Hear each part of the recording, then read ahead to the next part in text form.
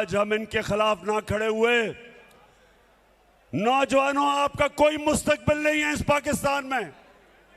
चोरों के पाकिस्तान में जो एक से एक बड़ा डाकू मुल्क की क़यादत में बैठ जाए, उस मुल्क का कोई मुस्तकबिल नहीं है।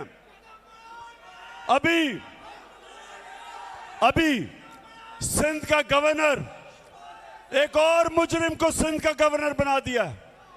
हर जगह बड़े बड़े ओहदों पे चोर बैठे हुए हैं, और इसलिए आज आप सबने मेरे से हल्फ लेना है। हाथ खड़ा करें, हाथ खड़ा करें। ये लो, मैं यहां से पढ़ूंगा, आपने आगे से रिपीट करना है। खामोशी। बिस्मिल्लाहिर्रहमानिर्रहीम।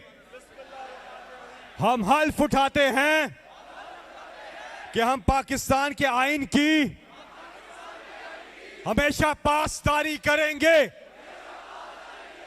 हम पाकिस्तान की खुद मुख्तारी का तहफ़्फ़ुज़ करेंगे कि हम कभी भी अल्लाह के सिवा किसी के सामने नहीं झुकेंगे,